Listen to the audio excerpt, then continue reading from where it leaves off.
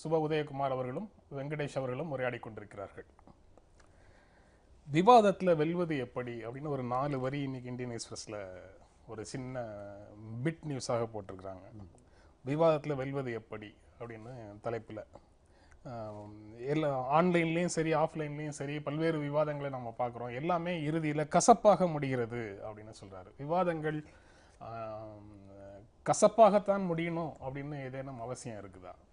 அப்படி இல்லை. விவாதிக்கும் போது ஒரு திறந்த வழி தன்மை இருக்கணும். மற்றவங்களுடைய கருத்துக்களை உள்வாங்கி அவர்கள் பார்வையிலிருந்து அந்த அவர்களுடைய அணுகுமுறையை புரிந்து கொண்டு பேசும்போது அது ஒரு கருத்து பரிமாற்றத்துக்கான வழிவகுக்கும்.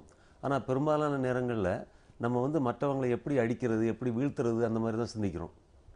இது ஒரு மிக முக்கியமான ஒரு விஷயமா நான் நினைக்கிறேன். இப்போ இன்றைக்கி சமூகத்தில் உள்ள நிறைய பிரச்சனைகள், சின்ன சின்ன வாக்குவாதங்கள்லாம் கொலையில் முடியுது.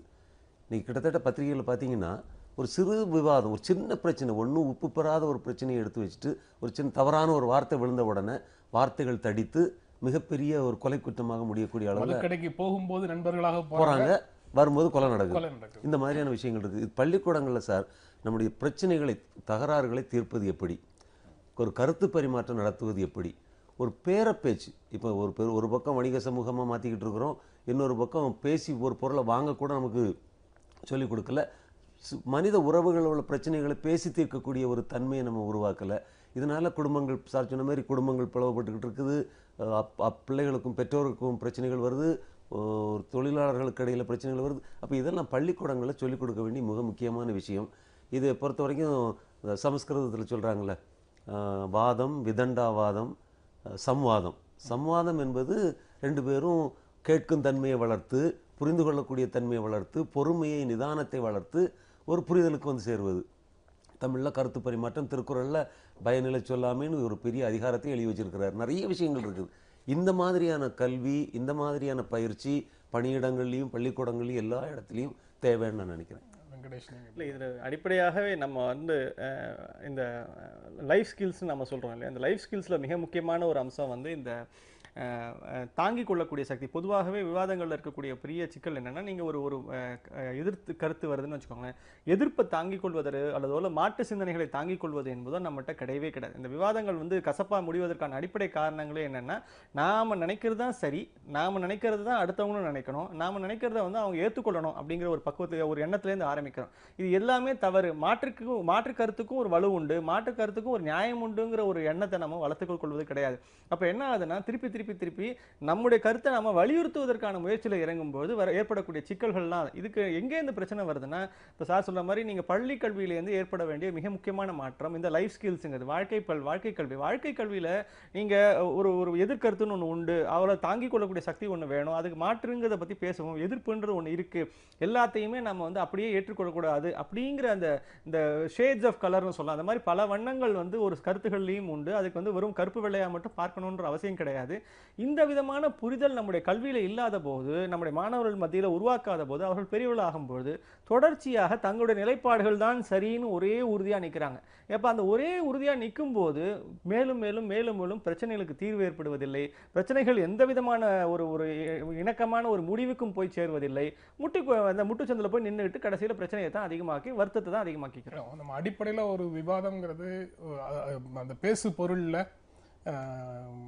ஒரு தெரிந்து கொள்ள வேண்டிய விஷயங்களை தெரிந்து கொள்வதற்காக அந்த விவாதத்தை நடத்துறோமா, இல்ல நாம் நம்பிய விஷயங்களை சரி என்று மற்றவர்களிடத்துல நிரூபிக்கிறதுக்காக நடக்கிறோமாங்கிறது தான் சிக்கலாகுது. அதுதான் நண்பர் சுபவி ஒரு முறை சொன்னாரு, விவாதங்கள் முடிவுகள்ல இருந்து தொடங்குது, உரையாடல் முடிவை நோக்கி நகருது அப்படின்னு சொன்னாரு. அப்ப நம்ம விவாதம்ங்கிற சொல்லையே பயன்படுத்தாம இனிமே எல்லா இடங்கள்லயும் உரையாடல்ங்கிற சொல்ல தான் பயன்படுத்தணும். ஆங்கிலத்தில் டயலாக்னு சொல்றோம். டயலாக்னு சொல்றோம். ஆமா, அது அருமையான வார்த்தை. ஆர்குமெண்ட் வேற, டயலாக் வேற. இந்த டயலாக் தான் நமக்கு இப்ப தேவை. சார் சொன்ன மாதிரி ஒரு ஜனநாயக தன்மையை நம்ம இழந்துகிட்டு இருக்கிறோம் நம்ம சமுதாயத்தில். ஒரு காலத்தில் இருந்தது, இந்த மாதிரி மாற்று கருத்துக்களுக்கு மதிப்பு இருந்தது.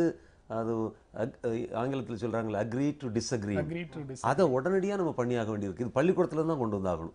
பள்ளிக்கூடத்தில் இதுக்கெல்லாம் நேரம் இல்லை.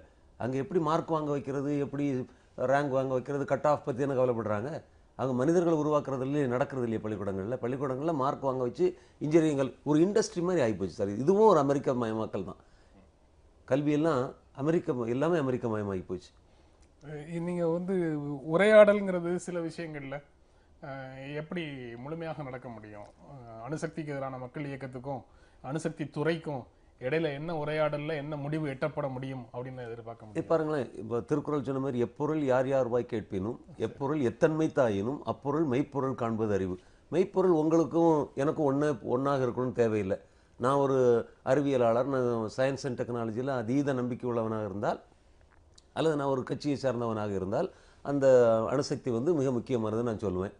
நான் வந்து இல்லை ஒரு மக்களுக்காக இயற்கைக்காக சிந்திக்கக்கூடியவனாக இருந்தால் அணுசக்தி தேவையில்லைன்னு சொல்கிறேன். நான் இதில் வந்து நம்ம ரெண்டு பேருமே உடனடியாக எதிரிகளை பார்க்க வேண்டிய தேவையில்லை. ஒரு விவாதத்தில் ஐயா பாலு பேசினார். அவர் சொன்னார், உதயகுமாரன் நான் எதிரிகள் இல்லை, நாட்டினுடைய வளர்ச்சி நாட்டினுடைய முன்னேற்றம் எந்த வழியில் போனால் நல்லதுன்னு நாங்கள் நினைக்கிறோங்கிறதுல அதுதான் வித்தியாசமே தவிர நான் நினைக்கிறது சரி அவர் நினைக்கிறது தவறுன்னு சொல்லலை. பெரும்பான்மை இறுதியாக வரும்போது நமக்குள்ளே யார் பெரும்பான்மையான மக்கள் எதை ஆதரிக்கிறாங்களோ அந்த வழியில் போகணுங்கிறது தான் ஏற்றுக்கொள்ளப்படக்கூடியது. நான் சொன்னதுனால சரி, அவர் சொன்னதுனால தவறு, அதனால் நான் சொல்கிறத தான் செய்யணும்னா எங்கேயுமே நாங்கள் கேட்கல. நாங்கள் என்ன சொல்கிறோம், பெரும்பான்மையான மக்களுக்கு இதை பற்றிய தகவல்களை கொடுப்போம், அவர்கள் விவாதிக்கட்டும். பெரும்பான்மையான மக்கள் ஏற்றுக்கொள்ளக்கூடிய பட்சத்தில் எங்களுக்கு எந்த பிரச்சனையுமே கிடையாது. இந்திய மின் தேவைகளை நிறைவேற்றுவதற்கு அணுசக்தியை தவிர வேறு வழி இல்லைன்னு பாலு மாதிரியான அறிவியலாளர்கள் நம்புகிறாங்க. அதுக்கு மாறான கருத்துக்களை நீங்க முன்வைக்கிறீங்க. இது வந்து பெரிய அளவில் அணுசக்தி துறையிலேயே பெரிய இடங்கள்ல இருந்தவர்களுக்குள்ளேயே இந்த மாதிரியான கருத்து வேறுபாடுகள் இருக்கு. ஆமா, நாங்க என்ன சொல்றோம் சார், நாங்க என்ன சொல்றோம்னா இந்தியா முழுக்க எங்கெங்க நீங்க திட்டங்கள் கொண்டு வரீங்களோ அந்தந்த திட்டப்பகுதி மக்களுக்கு இந்த திட்டங்களை பற்றிய முழு தகவல்களையும் உண்மை தகவல்களையும் அந்த மொழியில கொடுங்க. ஒரு பரந்துபட்ட விவாதம் நடக்கட்டும் தமிழ்நாடு, இந்தியா முழுக்க மெஜாரிட்டி மக்கள், பெரும்பான்மையான மக்கள் ஆமா இதுதான் இந்தியாவுக்கு மின்சாரம் தயாரிப்பதற்கும் நம்முடைய வளர்ச்சியை தக்க வைப்பதற்கும் ஒரே வழி என்று ஒத்துக்கொள்ளக்கூடிய பட்சத்தில் எங்களுக்கு எந்த பிரச்சனையுமே கிடையாது. ஆனால் ஜனநாயகத்தன்மை இல்லாமல், திறந்த வழித்தன்மை இல்லாமல், உண்மை இல்லாமல் இவர்கள் திணிக்கும் போது தான் நாங்கள் பிரச்சனை பண்ணுறோம். இப்போ பாருங்கள், ஆந்திராவில் பிரகாசம் மாநிலத்தில் கவாலிங்கக்கூடிய ஒரு ஊரில் நாங்கள் ஒரு ஒரு அணு உலை பூங்கா கொண்டு வர போகிறோம்னு சொல்கிறாங்க. அந்த மக்கள் தேர் அப் இன் ஆர்ம்ஸ் ஆல்ரெடி இப்போவே எதிர்க்க ஆரம்பிச்சிட்டாங்க. அப்போ என்ன அர்த்தம், மக்கள் எதிர்க்கிறாங்க. மக்களுக்காக ஆட்சி செய்யுங்க, மக்களுக்காக அறிவியல் செய்யுங்க, அதுதான் நாங்கள் சொல்கிறோம். அதான் உங்களுடைய நம்பிக்கை அல்லது உங்களுடைய பார்வை அப்படிங்கிறது ஒரு பார்வை, அதற்கு மாற்றான பார்வைகள் பல இருக்கக்கூடும் சமூகத்தில். கண்டிப்பா. இப்ப நீங்க உரையாடல் ஒரு சரியான ஒரு வார்த்தையை சொன்னீங்க. இந்த உரையாடல்ங்கிற வார்த்தையிலேருந்து தான் அது எல்லாத்தையுமே நம்ம தொடங்கணும். முடிவுகள்லேருந்து தொடங்குறதுனால வந்து பிரச்சனைகள் தான் அதிகமாகும். பல்வேறு செய்திகள் இப்போ நீங்கள் இன்னைக்கு 126 லாயர்ஸை வந்து நீங்கள் பிசிஐ வந்து தடை பண்ணியிருக்கு. அப்போ அவர்கள் வந்து என்ன கேட்குறாங்க, இப்போ அவர்கள் கேட்பது ஒரு பக்கம் என்னன்னா, நீங்கள் நீதிமன்றத்தில் இருக்கக்கூடிய இந்த விதிகள் வந்து ஒத்துக்கொள்ள முடியாது அப்படிங்கிறாங்க. நீதித்துறை என்ன சொல்லுது, வாங்க பேசலாம், அதற்கான தீர்வுகளை காணலாங்கிறாங்க. இவங்க என்ன சொல்றாங்க, நீங்க முதல்ல அந்த விதிகளையே நீக்கிடுங்க, அதுக்கப்புறம் தான் நாங்கள் வந்து பேசுவோம் அப்படின்னு ஆரம்பிக்கிறாங்க. அதே போல் நீங்கள் டெல்லியில் போனீங்கன்னா பாகிஸ்தானில் இது காஷ்மீரில் வந்து பிரிவினைவாதிகளோடும் சேர்த்து நீங்கள் வந்து உட்கார வச்சு பேசுங்க அப்படிங்கிறாங்க. இந்திய அரசு அதை மாட்டேன் அப்படிங்குது. அப்போ எல்லா இடத்துலையுமே, ஒவ்வொரு இடத்துலையுமே இந்த உரையாடலுக்கான திறந்த தன்மை அப்படிங்கிறதோட நீங்க அணுக ஆரம்பிச்சீங்கன்னா பிரச்சனைகளுக்கான தீர்வுகள் உங்களுக்கு தான். தீர்வுகள் எங்கேயும் வெளியே இல்லை, தீர்வுகள் அந்த பேச்சுவார்த்தைக்குள்ள தான் இருக்கு. ஆனா தீர்வுகளை மனசுக்குள்ள வச்சுக்கிட்டு இங்க அந்த தீர்வை திணிக்கக்கூடிய இடங்கள்ல வரும்போது தான் பிரச்சனை வருது. அப்படி இல்லாமல் உரையாடலுக்கான ஆரம்பத்தோடவே நீங்க அதை தொடங்கி அதை வந்து நடத்த ஆரம்பிச்சீங்கன்னா, இப்போ ஒன்றும் இல்லை, இப்போ நீங்க இந்த இந்த வழக்கறிஞர் பிரச்சனையே நீங்க வந்து நீதிமன்றமும் பேச தயாரா இருக்குது. ஒரு 5 பேர் கொண்ட குழு போட்டிருக்கு. இப்போ வக்கீல்கள் தரப்புல இருக்கக்கூடிய குழு உட்கார்ந்து பேசினா இது வந்து இது என்ன இது 2 பேருக்கும் இருக்கக்கூடிய ஒரு இணக்கமான ஒரு புள்ளி ஒன்று சந்திக்கக்கூடிய ஒரு புள்ளி ஏற்படும். அப்போ அதுக்கான பிரச்சனைகள் தீர்ந்துவிடும். ஆனா பேசுவதற்கே தயாராக இல்லை. நாங்கள் வந்து நீங்க முதல்ல இதை முடிச்சு அதை நீங்க வந்து அந்த விதிகளை எல்லாம் நீக்கிடுங்க, அதுக்கப்புறம் நாங்க பேசுறோம் அப்படிங்கிறதோ, இல்லை நீங்க வந்து பாகிஸ்தான் பிரிவினைவாதிகள் இப்போ காஷ்மீர் பிரிவினைவாதிகளோட நாங்கள் பேசவே மாட்டோம் அப்படிங்கிறதோ, இதெல்லாம் எந்த விதமான உரையாடலுக்குமான ஆரம்பமாகவே இருக்காது. அப்போ உரையாடலுக்கான ஆரம்பம் என்பது திறந்த மனப்பான்மையோடு ஒரு அம்சத்தை அணுகுவது என்பதுதான். அது இல்லாத போதுதான் உரையாடல்கள் இந்த கசப்பில் போய் முடியக்கூடிய ஒரு சூழ்நிலை ஏற்படுகிறது. அதே பக்கத்தில் இந்தியன் எக்ஸ்பிரஸ்ல அதே பக்கத்தில் மேலே ஒரு மேற்கோள் ஒன்று இருக்கு, don't raise your voice, improve your argument அப்படின்னு சொல்லி ஒரு மேற்கோளும் இருக்கு. அதில் வந்து சாதாரணமான உரையாடல்களில், சாதாரணமான விவாதங்களில் அவங்க சொல்ற மாதிரி உங்களுடைய குரலை உயர்த்துறதுனால எந்த பலனும் இல்லை, கருத்துக்களை அதிகமாக திறமையாக முன்வைங்க அப்படின்ற பொருள் எடுத்துக்கலாம்.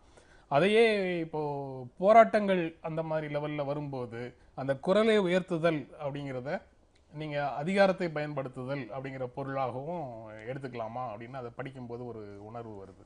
சார், மாற்று கருத்து சொல்கிறவங்களுக்கு உள்ள மரியாதையை கொடுக்கணும். இந்த மாதிரியான ஒரு ஜனநாயகத்தன்மை இருக்கணும். அதிகாரம் கையில் இருக்கிறதுனால நான் நினைக்கிறது தான் சரி, நான் செய்கிறது தான் சரி, அதை நீ ஏற்றுக்கொண்டே ஆக வேண்டுங்கக்கூடிய சர்வாதிகாரத்தன்மை இன்னைக்கு ரொம்ப மிகுந்து காணப்படுது. யாருக்கும் மரியாதை கிடையாது. சட்டமன்றத்தில் எதிரான கருத்து சொல்ல முடியாது, நாடாளுமன்றத்தில் எதிரான கருத்து சொல்ல முடியாது, பொது வெளியில் நீங்கள் என்ன என்ன என்ன கோழியாக கூவினாலும் நாங்கள் உங்களை ஏற்றுக்கொள்ள மாட்டோம். இப்படிப்பட்ட நிலைமையில் இருக்கும்போது அதிகமாக சத்தம் போட வேண்டிய தேவை போராளிகளுக்கும் எல்லாருக்கும் ஏற்படுது. விவாதங்களில் பார்க்குறோம், நம்ம இப்போ தொலைக்காட்சி விவாதங்களில் நீங்கள் எல்லாருக்கும் சம வாய்ப்பு கொடுக்குற இடத்துலையே குரலை ஒசி பேசினா தான் நம்ம பேசவும் நம்ம கருத்து கேட்கக்கூடிய ஒரு சூழ்நிலை இருக்கும்போது, இந்த பொது வெளிகளில் இதுக்கு மேலே சத்தம் போட்டால் தான் நம்ம கவனிப்பாங்கங்கிறதுனால தான் இப்போ ஏன் வன்முறைக்கு போகிறாங்க? யாரும் வன்முறையை விரும்பி மாவோயிஸ்ட்டுகளும் மற்றவங்களும் போகலை. வன்முறை இப்போ நடத்தினா தான் உடனடியாக பேச்சுவார்த்தை கூப்பிடுறாங்க, ஏறெடுத்து பார்க்குறாங்க. ஜனநாயகத்தன்மையில் போராடுறவங்கள கண்டுக்கிறதே இல்லை. ஒரு சாதாரண மக்களுக்காக போராடின ஒரு போராளியை கொண்டு போய் 30 போலீஸ்காரங்க சேர்ந்து அடிக்கிறாங்கன்னா அது எப்படிப்பட்ட சமூகத்தில் இருக்கிறோம்? நம்ம அவருக்காக சத்தம் போடத்தான் வேண்டியது இருக்குது. சரி, அந்த மாதிரியான உரையாடல்களே இல்லாமல் அதிகாரம் அந்த பிரச்சனைகளை கையில் எடுத்துட்டு போராடக்கூடியவர்களை ஒடுக்குற விஷயத்தை நீங்க எப்படி உரையாடல் மூலமாக சரி செய்யறது? இல்ல அது வந்து அது ஒரு முரண்பாடாகவே கூர்மை அடைஞ்சு நிற்கும் போது அதை எப்படி கையாள்வது அப்படிங்கிறது ஒரு கேள்வியாக. உண்மையிலே பெரிய கூர்மை அடையும் போது அதுதான் அவங்களுடைய நிலைப்பாடுகளை உறுதியாக இருக்கிறார்கள். அந்த நிலைப்பாடுகளிலிருந்து அவர்கள் விலகி தங்களுடைய கருத்துக்களை மாற்றிக்கொள்வதற்கான ஒரு வாய்ப்பே இல்லாத போது நீங்க சொன்ன மாதிரி கடைசியில் போய் அது ஒரு முட்டு சந்தது தான் போய் நிற்குது. அந்த எந்த விதமான இப்போ நீங்க பார்லிமெண்ட்ல நீங்க ஜிஎஸ்டி மசோதாவை நீங்கள் அமல்படுத்தணும்னு இவங்க தொடர்ச்சியாக பேசிட்டே வரார்கள். அப்போ என்ன சொல்றாங்க, காங்கிரஸ் சொல்லக்கூடிய அம்சம் என்னன்னா 18% அதுக்கு அதிகபட்சம் நீங்க நீங்க உறுதி செய்யுங்க, அதுக்கப்புறம் அதுக்கு ஏதோ ஒரு பர்டிகுலர் 1% நீங்க அதை நீக்கணும் அப்படின்னு சொல்றாங்க. இப்போ இது என்னன்னா, இந்த உரையாடல் இன்னைக்குள்ள எனக்கு தெரிஞ்சு 2 ஆண்டுகளாக தொடர்ச்சியாக நடந்து கொண்டே இருக்குது. இந்த நிலைப்பாடுகள்ல அவர்கள் உறுதியாக நின்று கொண்டே இருக்கிறார்கள். அப்போ அது கடைசியில் என்ன, நமக்கு ஒண்ணு அந்த ஜிஎஸ்டினால நமக்கு ஏதேனும் பாதிப்பு ஏற்பட்டதோ இல்ல அதனால ஏற்படுற நல்லதோ ரெண்டுமே நமக்கு சேரல. பிரச்சனை என்னன்னா, இப்போ இந்த மாதிரி நிலைப்பாடுகளில் உறுதியாக இருப்பது என்னும் வரும்பொழுது ஏற்படக்கூடிய சிக்கல் என்னன்னா, இது எந்த விதமான முன்னேற்றத்தையோ அல்லது எந்த விதமான ஒரு வளர்ச்சியோ எந்த விதமான ஒரு சிந்தனையோ ஏற்படுத்தவே முடியாது. இப்போ இதுல இருக்கக்கூடிய உள்நோக்கங்கள் தான் ரொம்ப முக்கியமா இருக்கு. அப்போ இந்த பக்கம் என்ன நினைக்கிறாங்க, நாம சொல்லக்கூடிய கருத்தை நீங்க எதிராளியை எடுத்துக்கொள்ள வைக்க வேண்டியதுதான் என்னுடைய நோக்கமே தவிர எதிராளி சொல்லக்கூடிய கருத்துகளில் உண்மை இருக்கிறது என்பதை ஏற்றுக்கொள்வது அல்ல. எதிராளிகள் உண்மை இருக்குங்கிறது ஏற்றுக்கொள்வது அல்லன்னு சொல்றாருல. எதிராளிக்கு ஒரு கருத்து இருக்கும் அப்படிங்கிறத கூட ஏற்றுக்கொள்றது இல்லை. எதிராளியே இருக்கக்கூடாது, எதிர்கருத்தே இருக்கக்கூடாது, எதிராளியே இருக்கக்கூடாது, எதிர்கருத்து இருக்கக்கூடாது, நான் தான், அப்படித்தானே இருக்குது இப்போ. அது அந்த நம்பிக்கைக்கு பின்னால என்ன இருக்கு அப்படிங்கிறது தான் ஒரு எதேச்சாதிகார மனோபாவம், அதிகார மனோபாவம். இன்னொன்னு முழுக்க பூமி சூரியனை சுற்றுகிறது அப்படிங்கிற மாதிரி அதை ஒரு தான் நம்புவதை ஒரு யுனிவர்சல் ட்ரூத் மாதிரி மனிதர்கள் நினைக்கிறாங்க அப்படிங்கிறது சரியாக இருக்க முடியுமா? ஜனநாயகத்தன்மை கடுகளவும் இல்லை சார். இந்த மாதிரி ஜனநாயகத்தன்மை மற்றவர்களுக்கு கருத்து இருக்குது, மற்றவர்கள் கருத்து சேர்த்துக்கணும், கேட்டுக்கணும். இந்த ஜனநாயகத்தன்மை கிடையாது, கேட்கும் தன்மை கிடையாது, புரிதல் கிடையாது. நான் நினைக்கிறது எடுப்பேன் கவிழ்ப்பேன்கூடிய அணுகுமுறை தான். நீங்க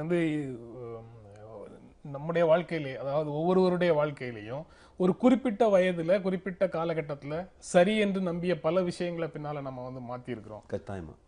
அப்படி இருக்கும்போது நாம ஒரு குறிப்பிட்ட காலகட்டத்தில் சரி என்று நம்பக்கூடிய ஒரு விஷயத்துக்காக உங்களை நான் எதுக்காக பகைச்சிக்கணும், இவரை நான் எதுக்காக பகைச்சிக்கணும், உங்களுடைய கருத்து உங்களுக்கு, இவருடைய கருத்து இவருக்குன்னு சொல்லி அந்த ஒரு திறந்த மனப்பான்மையோடும் அனைவருடைய கருத்துக்களையும் அவரவர்களாக அவர்களுடைய குறைநிறைகளோட ஏற்றுக்கொள்ளக்கூடிய சூழல்லையும் மனிதர்களை வளர்ப்பதற்கான சூழல் எங்கிருந்து தொடங்கணும்? அது நிச்சயமா பள்ளிக்கல்வியிலிருந்து தொடங்கணும். பள்ளிக்கல்வியில் நிறைய பாருங்க, நம்ம உங்களுக்கு ஒரு பின்னணி இருக்குது, எனக்கு ஒரு பின்னணி இருக்குது, நம்ம வளரக்கூடிய விதம் சூழல் எல்லாமே வேறுபட்டு இருக்கும்போது எல்லோரும் சேர்ந்து ஒரு சமுதாயத்தை கட்டமைக்கும் போது அதில் அந்த மாதிரியான ஏற்றத்தாழ்வுகளுக்கு வேறுபாடுகளுக்கு இடமளித்து தான் நம்ம ஒரு சமுதாயத்தை கட்டமைக்க முடியும். ஆனால் இன்னைக்கு பல பள்ளிக்கூடங்களில் ஒவ்வொரு ஜாதியும் அடையாளப்படுத்தக்கூடிய நிறங்களில் பல்வேறு நிறங்களில் கயிறு கட்டுறது, பல்வேறு நிறங்களில் விபூதி பூசிக்கிறது, இந்த மாதிரியான விஷயங்களை யாரும் தட்டி கேட்காத ஒரு சூழல். பணியிடங்களுக்கு போனீங்கன்னா முதல் கேள்வி நீங்கள் என்ன ஜாதி என்ன மதம்னு உங்களை பார்த்து எல்லாம் பீஜன் ஹோல்ல போட்டு பிராக்கெட் பண்ணுறது. இந்த மாதிரியான தன்மைகள் இன்றைக்கி சமுதாயத்தில் பெருசாக வளர்ந்துக்கிட்டு இருக்குது. இந்த கருத்து பரிமாற்றம், உரையாடல், பேசி பிரச்சனைகளை தீர்க்கிறது, தகராறு மேலாண்மை, எதை பற்றி எந்த இடத்திலும் பயிற்சி கிடையாது. ஒரு மீள் இணக்கம், தகராறு வரும். தகராறு. கணவன் மனைவிக்குள்ள வருது, பிள்ளைகளுக்கு பெற்றோருக்கு வருது, உங்களுக்கு எனக்கு வருது. இந்த தகராறை கடந்து ஒரு ரெக்கன்சிலியேஷன், அந்த ரெக்கன்சிலியேஷன் கூடிய வார்த்தையே தமிழ்ல நிறைய பேருக்கு தெரியாது. ஒரு மீள் இணக்கம், இது இப்படி மீண்டும் இணங்கி போறது. இணக்கமே கிடையாது, சண்டை போட்டிங்கன்னா அவ்வளவுதான், அப்புறம் நீங்க எனக்கு எதிரி, பரம எதிரி, உங்களை கொலை பண்றதுதான் ஒரே வழி. இப்படிப்பட்ட அணுகுமுறையில் இருக்குது. இன்னும் இது என்னோட இன்னொரு தொடர்ச்சி நீங்கள் பார்த்தீங்கன்னா, மனித உறவுகளுக்குள்ள இருக்கக்கூடிய பல்வேறு உணர்வுகளை நம்ம கையாள தெரியாமல் இருக்கும். உதாரணமாக இப்போ நீங்கள் இந்த சுவாதி கொலை வழக்கில் கூட நீங்கள் எடுத்துட்டிங்கன்னா, அந்த பையனுக்கு வந்து ஒரு நிராகரிப்பு இருக்குது. அந்த பொண்ணு வேண்டான்னு சொல்லிருச்சுன்னா உங்களுக்கு நிராகரிப்பு ஏற்கக்கூடிய ஒரு பெரிய பக்குவம் ஒன்று வேணும்ல. இப்போ நிராகரிப்பை சந்திக்க தெரியல, தோல்வியை சந்திக்க தெரியல, வெறுப்பை சந்திக்க தெரியல, சோகத்தை சந்திக்க தெரியல. அப்போது நீங்கள் என்ன நினைக்கிறீங்க, நம்ம எல்லாரும் வந்து கொண்டாடுவாங்க, நம்ம எல்லாரும் எல்லா இடத்துலையும் நம்மளுடைய எல்லா கருத்துக்களுக்கும் ஏற்றுக்கொள்வாங்க. அப்படி நடக்கவே நடக்காதுல்ல. இயல்பான வாழ்க்கையில் நிச்சயமாக எல்லாருக்குமே ஒவ்வொரு கருத்து இருக்கு. அப்போ உங்க கருத்து எனக்கு பிடிக்காம தான் போகும். அடுத்தவங்களுடைய கருத்துக்களை ஒத்த கருத்துக்கள் இருக்கக்கூடியவர்களை தேடித்தான் நம்ம போயாகணும். ஒத்த கருத்துக்கள் இல்லாத போது எப்படி அதை வந்து நீங்க சமாளிக்கணும் அப்படிங்கிறது தான் ஒரு தனி மனிதனுக்கு தேவைப்படக்கூடிய அடிப்படை பயிற்சி. அப்போ நமக்கு நம்முடைய பள்ளிக்கல்வியிலேருந்து ஆரம்பிக்கக்கூடிய பிரச்சனை என்னன்னா, நீ முதல் வகுப்பு வரக்கூடிய மாணவன், நீ இவ்வளவு தூரம் மார்க் வாங்கணும், நீ இவ்வளவு தூரம் செய்யணும், இப்படின்னு மேல மேல மேல அவனை வந்து அவனுடைய ஈகோவை நம்ம தூண்டி விட்டு வளர்த்து அவனுக்கு தோல்வின்னா தெரியாது, அதுக்கு ஏற்படக்கூடிய பயம்னா என்னன்னு தெரியாது, அதில் ஏற்படக்கூடிய வருத்தம் எல்லாருக்கும் வந்து இங்க இந்த உலகத்துல வாழ்க்கை இருக்குன்றதே யாருக்கும் சொல்லி தர மாட்டேங்கிறாங்க. ஒன்று சாதிச்சா தான் உனக்கு வாழ்க்கை இருக்கு, சாதிக்கலன்னா வாழ்க்கை இல்லைங்கிற அளவுக்கு நம்முடைய சமூகம் வந்து ஒரு மாணவர்களை உருவாக்கி தரும்போது, அப்போ இந்த விதமான ஒரு எதிர்மறை உணர்வுகளை கையாளுவதற்கான பக்குவத்தை நமது மாணவர்களிடம் நாம் விதைக்க தவறிவிட்டோம். அப்போ குடும்பத்துல எத்தனை வீட்டில் உட்காந்து நீங்க அப்பா அம்மா பையங்கள்லாம் உட்காந்து பேசுறாங்க பாருங்க, ஒன்னா உட்காந்து சாப்பிட்டே பல வருஷங்கள் ஆகுது. அப்போ இந்த மாதிரியான அடிப்படை குடும்ப உறுப்பினர்கள் மத்தியிலேருந்தே நீங்க வந்து அந்த உரையாடல் தொடங்கி அவர்களை பக்குவப்படுத்த வேண்டிய ஒரு கட்டாயம் இருக்கிறது. அதை செய்யாத போது அவர்களால் வெளி சமூகத்தை சந்திக்கவே முடியவில்லை. கருத்து வேறுபாடுகளோடு கூடிய உரையாடல் இறுதியில் கசப்பாத்தான் முடியும் அப்படின்னு ஏற்கனவே ஒரு முடிவு இருந்ததுன்னா குடும்பத்துக்குள்ள எப்படி உரையாடல் நடக்காது. அது ஒரு போலியான ஒற்றுமை நிலவுறதுக்கான சூழலை தான் வந்து மெயின்டைன் பண்ணிட்டு போற மாதிரி தெரியுது. இன்னொரு செய்தி, அதை எப்படி அணுகிறது அப்படின்னு ஒரு மிகப்பெரிய கேள்வியோட தான் அதை பார்க்க வேண்டியது இருக்கு. மதுவுக்கான தடைகள் காரணமாக ஹோட்டல் இண்டஸ்ட்ரி வந்து மிகப்பெரிய இழப்பை சந்திக்கிறது கேரளாவில் அப்படின்னு ஒரு செய்தி வந்து இன்றைய ஆங்கில நாளிதழ் ஒன்றில் போட்டிருக்கிறாங்க. அங்கே இருக்கக்கூடிய லைசன்ஸ் எங்கே வாங்குகிறோம், பாரில் மதுக்கூடத்தில் மதுக்களை வழங்கலாம், ஸ்விம்மிங் பூலில் வழங்கலாம், இன்னும் அந்த மாதிரி எங்கெங்கெல்லாம் வழங்கலாம்னு லைசன்ஸ் வாங்கி வச்சுருக்கிறாங்களோ அந்த இடத்துல மட்டும்தான் வழங்க முடியும். பெரிய பெரிய நிறுவனங்கள் நடத்தக்கூடிய செமினார், கருத்தரங்கம், அந்த மாதிரி விஷயங்கள்ல எல்லாம் முடிஞ்சதற்கு பிறகு அங்கே வந்து மதுவை வழங்கலாம்னா இப்போ இருக்கிற தடைகள் படி வழங்க முடியாது. அதனால பெரிய நிகழ்வுகள் எதுவும் ஹோட்டல்களுக்குள்ளே நடக்கிறது இல்லை அப்படின்னு ஹோட்டல் இண்டஸ்ட்ரியிலிருந்து ஒரு மனக்குறையை வெளியிட்ட செய்தியாக அந்த செய்தி இருக்கு. எப்படி பார்க்குறீங்க அதை? அதையெல்லாம் ஏற்றுக்கொண்டாச்சு. அதாவது செமினார் முடிஞ்சதுக்கு அப்புறம் உணவு வந்து மதுவோட தான் வழங்கணுங்கிறதெல்லாம் நடைமுறையில் ஏற்றுக்கொண்டாச்சு. அதனால வந்து அங்கே அந்த பேங்கெட் ஹாலில் மது வழங்க முடியலையேங்கிற கவலையை அந்த இண்டஸ்ட்ரி வெளிப்படுத்துது. சார், இது குடிப்பழக்கம் எந்த அளவு சமுதாயத்துக்குள்ளே ஊடுருவி போயிருக்குங்கிறது இது காட்டுது. ஒரு ரோட்டரி கிளப் மீட்டிங் நடத்தினா கூட அந்த கூட்டம் முடிஞ்ச உடனே குடிக்கிறாங்க. அது குடிக்கிறதுக்காகவே தான் அந்த கூட்டம் நடத்தப்படுதோங்கக்கூடிய சந்தேகம் கூட வருது. இஸ்லாமிய நாடுகள் இந்த பிரச்சனையில் மிக தீவிரமான நிலைப்பாடு எடுக்கக்கூடிய இஸ்லாமிய நாடுகள் கூட அவங்க ஊரில் உள்ள 5 ஸ்டார் ஹோட்டலில் மதுவை அனுமதிக்கிறாங்க. அவங்க நடத்தக்கூடிய விமான நிலையம், இதில் கூட விமான கம்பெனிகள் கூட அந்த விமானங்களில் மது கொடுக்குது. அப்போ அந்த மது வந்து அந்த அளவு ஒரு முக்கியத்துவமான ஒரு பொருளாக மாறி இருப்பது ஒரு மிகப்பெரிய அவலம். இப்போது ஹாஸ்பிட்டாலிட்டி இண்டஸ்ட்ரிக்கு இது இல்லாமல் நடக்காது. ஏன் பாண்டிச்சேரிக்கு வெள்ளிக்கிழமை போகிறாங்க, இவ்வளோ கூட்டமாக அந்த ரோடுகள்லாம் இவ்வளோ கூட்டமாக இருக்குது, ஏன் போகிறாங்கன்னா அது இதுக்காகத்தான் எல்லாருக்குமே தெரியுது. அங்கே உள்ள முதல்வரே சொல்கிறாரு, இதை எக்காரணம் கொண்டு நாங்கள் தடுத்து நிறுத்த முடியாது. நம்ம தமிழ்நாட்டிலையும் கூட மக்கள் பெரும்பான்மையான ஆண்கள் இன்றைக்கி குடிப்பழக்கத்துக்கு ஆளாகி இருக்கிறாங்க. இதை எப்படி சமாளிக்கிறது? படிப்படியாக குறைக்கிறதா அல்லது 500 கடையை மூடி குறைக்கிறதாங்கிறத மாதிரியான ஒரு மிகப்பெரிய ஒரு இக்கட்டான நிலைமை இது. இதுக்கு எளிதான பதில் கிடையாது. இது கலாச்சாரத்தினுடைய அம்சமாக மாறி போயிருக்கக்கூடிய சூழலில் இது எப்படி கையாளுறது உண்மையிலேயே பறந்துபட்ட ஒரு விவாதத்திற்கு தான் முடிவெடுக்க முடியும். வெங்கடேஷ் எப்படி பார்க்கல? இல்லை, இதில் பெரிய சிக்கல் என்னென்னா, அவர்கள் தங்களுடைய ஒரு முன்னுரிமைகளை மாற்றிக்கொள்ள வேண்டும். இப்போ நீங்கள் வந்து எதுக்கு அந்த பேங்க்வெட் ஹாலை பயன்படுத்துகிறீங்க, ஒரு திருமணத்துக்கு பயன்படுத்துகிறீங்க, ஒரு நிகழ்ச்சிக்கு பயன்படுத்துகிறீங்க, அந்த ஒரு அலுவலக நிகழ்ச்சியாக இருந்தாலும் அந்த குடும்ப நிகழ்ச்சியாக இருந்தாலும் அதோடு அதை முடிச்சு கொள்ள வேண்டிய ஒரு கட்டாயத்தை வந்து நீங்கள் உருவாக்கணும். அப்போ நம்முடைய மனநிலையில் ஏற்பட வேண்டிய மிகப்பெரிய மாற்றம் அது. இப்போ என்னன்னா இதனுடைய தொடர்ச்சியாக மது இருக்கும், இது தொடர்ச்சியாக வந்து ஒரு மது விருந்து அங்கே வழங்கப்படுங்கிற ஒரு எண்ணத்தை வந்து படிப்படியாக இனி குடும்பங்கள்ல இருந்து ஆரம்பிச்சு அதை நிறுத்த வேண்டிய ஒரு கட்டாயம் இருக்கு. இது நான் எப்பவுமே இது வந்து அந்த காலத்தில் இப்போ கள்ளுக்கடை மறியல் அப்படிங்கிறது எப்படின்னா கள்ளுக்கடைகளை போய் அவர் உடைப்பதல்ல, கள்ளு குடிக்க போறவனை வந்து காலை விழுந்து கும்பிட்டு நீங்க குடிக்காதீங்கன்னு கேட்பாங்கன்னு சொல்லுவாங்க. அதுதான் உண்மையான ஒரு இப்ப நம்முடைய தேவை வந்து மக்களுடைய மனமாற்றம் தான் இதுல மிகப்பெரிய அளவுல உருவாக்கமே தான். இண்டஸ்ட்ரி நிச்சயமா அந்த ஹோட்டல் இண்டஸ்ட்ரி, ஹாஸ்பிட்டாலிட்டி இண்டஸ்ட்ரிக்காரங்க அதை வந்து தொடர்ச்சியாக இது ஒரு பெரிய ஒரு தடையாகவும் எங்களுடைய ஒரு வளர்ச்சிக்கு அல்லது வந்து பொருளாதார ஒரு முன்னேற்றத்துக்கு பெரிய பாதிப்பு, எங்களுடைய வருமானம் பாதிக்கப்பட்டதுன்னு அவங்க பேசத்தான் செய்வாங்க. அதை அரசாங்கங்கள் பொருட்படுத்தக்கூடாது. ஏன்னா அது வந்து செய்யக்கூடிய நல்ல காரியம் வந்து உண்மையிலேயே மதுவை தடை செய்வது தான். அதே சமயத்தில் மக்களாகிய நாம் தான் இந்த மனமாற்றத்துக்கான ஒரு முயற்சிகளில் இறங்க வேண்டும். அது தனி மனிதன் இருந்தாலும் சரி, இயக்கங்களாக இருந்தாலும் சரி, அப்படிப்பட்ட ஒரு மனமாற்றத்தை தான் இந்த இடத்துல அது குடும்பங்களிலிருந்து தொடங்கணும். மனமாற்றம் தான் முக்கியம் அப்படின்னு சொல்லுவாங்க. இந்த நிகழ்ச்சியில் பங்கேற்று உங்களுடைய கருத்துக்களை பகிர்ந்து கொண்டதற்கு எங்கள் நெஞ்சார்ந்த நன்றி. மீண்டும் சந்திப்போம். நன்றி, வணக்கம்.